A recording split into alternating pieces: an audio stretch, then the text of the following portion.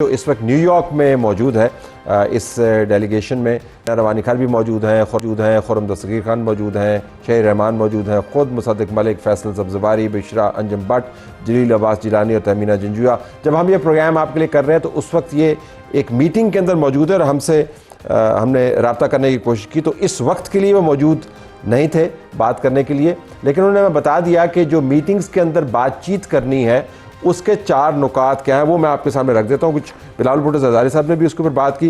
पहला मुद्दा, हमारे जो डेलीगेट्स हैं उनका जो मैंडेट दिया गया है उनको अस्करी क़यादत की तरफ से और वज़ीर आज़म की तरफ से, वो है कश्मीर के मामले के ऊपर बात करनी है और ये बताना है कश्मीर का मामला तमाम मामलात के साथ जुड़ा हुआ है और हिंदुस्तान को अगर दुनिया ने टेबल पर बिठाना है तो कश्मीर के बगैर उसको नहीं बिठा सकती। दूसरा मामला इंडस वाटर ट्रीटी का है, जिसके ऊपर डेलीगेशन ने बताना है कि कैसे पाकिस्तान लोअर राइपेरियन रियासत होने के नाते इस पानी पर अपना हक रखता है और उस पानी को रोकने की हर मज़मूम कोशिश को वो रोकेगा। और ये भी है कि इंडस वाटर ट्रीटी के तहत हम हिंदुस्तान को वो उसको बेशक ट्रीटी को मुअत्तल करे या जो भी कहे, एक कतरा पानी का हम नहीं रोकने देंगे, लेकिन हम हिंदुस्तान के साथ इसके ऊपर बात करने को तैयार हैं। इसके बाद अगर ये दोनों मामलात होते हैं तो डेलीगेशन के सामने एक तीसरा मामला भी है जो वो उठाएगा कि अगर ये दोनों मामलात तय होते हैं तो ट्रेड हम हिंदुस्तान के साथ डिस्कस करने को तैयार हैं। ये याद रहे कि ट्रेड के मामले के ऊपर अमेरिका की ट्रंप एडमिनिस्ट्रेशन जो है वो बहुत ज़्यादा इसरार कर रही है, तो पाकिस्तान के जो डेलीगेशन हैं अभी जो न्यूयॉर्क में मौजूद है और एक डेलीगेशन जिसको तारिक फातमी साहब लीड कर रहे हैं वो मॉस्को भी जा रहा है, उसके पास भी यही नुकात मौजूद हैं। तो ट्रेड के मामलात हिंदुस्तान के साथ हम डिस्कस कर सकते हैं।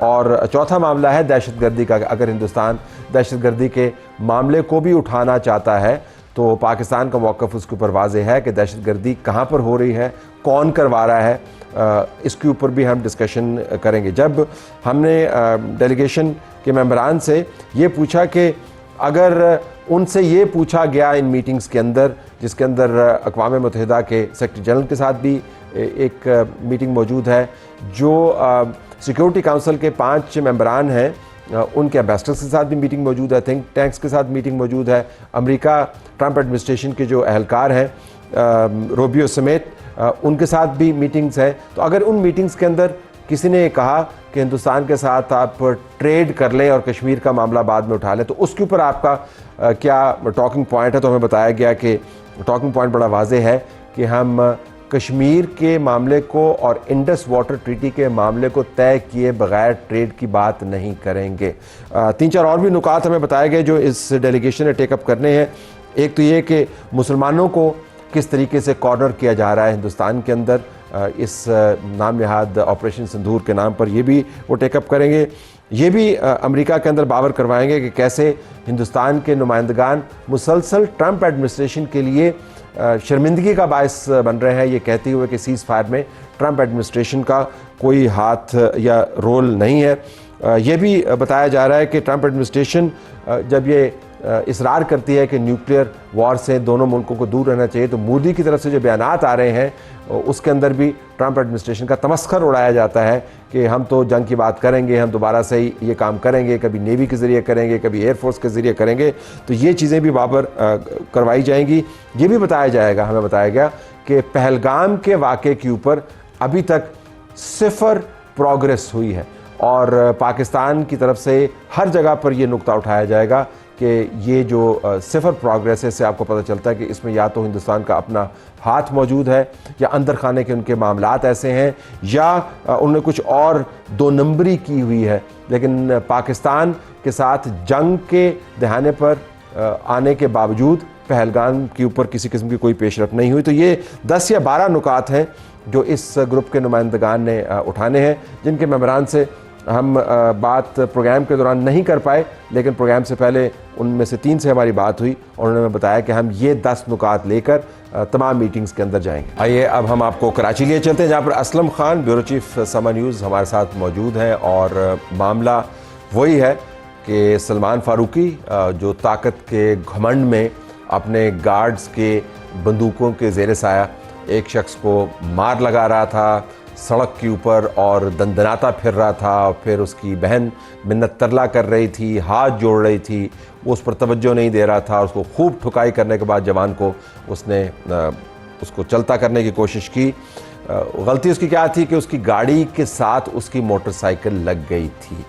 अगर कोई ऐसा वाक़या हुआ होता या हुआ था तो उसका कानूनी तरीका था, लेकिन चूँकि ताकत का जोम इतना है और दौलत का घमंड इतना है कि उसका ख्याल था कि मैंने वहीं पर खुद ही अदालत लगा लेनी है, खुद ही जज बन जाना है और ख़ुद ही फिर मैंने सज़ा को भी एग्जीक्यूट करना है। बहरहाल सोशल मीडिया के ऊपर खबर आम हुई। उसके बाद ये मौसूफ पकड़े गए, कुछ देर भागे रहे, फिर जेल में तस्वीर आई। जेल में तस्वीर ऐसे लग रही थी कि जिस तरह हॉलीवुड के सेट पे खड़े हैं। सोशल मीडिया पर फिर शोर मच गया तो ये शख्स तो इसके नदामत तो इसके करीब से नहीं गुजरी। फिर एक और तस्वीर लगाई जिसके अंदर शर्ट बाहर निकली हुई है, फिर हथकड़ी लगी हुई है, नज़रें नीचे झुकाई हुई हैं।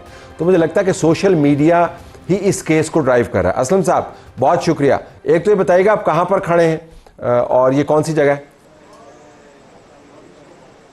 देखिए तरह साहब, मैं गिजरी पुलिस स्टेशन में खड़ा हूं जहां पर इस वाक़े का मुकदमा हुआ। बिल्कुल आप ये मर्सिडीज़ देख सकते हैं, इसी से टकराने की गलती की थी और ये हिम्मत की थी कि इससे वो टकरा जाए। पिछला जो दरवाज़ा है उसके पास एक स्क्रैच है, इसको वो एक मामूली नुकसान पहुंचा था जिसकी वजह से तमाम एक सूरत हाल हुई। और अब इस गिजरी थाने के लॉकअप में वो जो तस्वीर हमने देखी है अब वो मौजूद हैं। अब वाक़या इस तरह का है कि अकलियती बिरादरी से ताल्लुक़ रखने वाला ये नौजवान है, धनराज इसका नाम मालूम हुआ है। ये अपनी बहन कल्पना और उसके मंगेतर बताया गया है अशना, उनको लेने के लिए वो एक सैलून है जिस जगह इनका दफ्तर था या जहाँ से ये मर्सिडीज में आ रहे थे सलमान फारूकी साहब, वो सामने गली से वो आया अपनी बहनों को और अपनी मंगेतर को लेकर, तो वो टकराया है दरवाजे से, कुछ स्क्रैच आया जिसके बाद फिर वो एक सोशल मीडिया पर जो वीडियोस हमने वायरल देखी है कि सलमान फारूकी एक जीप में मर्सिडीज उतार के वो जीप में ले गए। वो जीप भी गिजरी थाने के बाहर इस वक्त मौजूद है और उसको बिठा करके उन्होंने उसके हाथ पकड़ लिए और उसके बाद जो एक अवैस नाम मालूम हुआ है जो अभी इस मुकदमे में नामजद है लेकिन अभी वो गिरफ्तार नहीं हो सका, एक security guard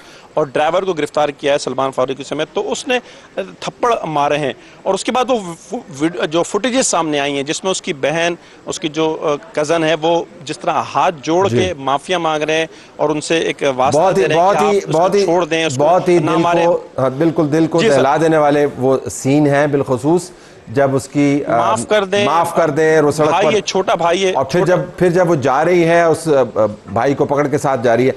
I am sure कि जब ये शख्स बाहर निकला होगा तो इसने जो मोटरसाइकिल पर सवार लोग हैं उनके अकलियती या अक्सरियती होने पर इसने तवज्जो नहीं दी होगी। मेरा नहीं ख्याल कि उन्होंने उनका नाम पूछा होगा या आईडी कार्ड देखा होगा। कोई भी शख्स उस पोजीशन में होता तो इसने करना यही था।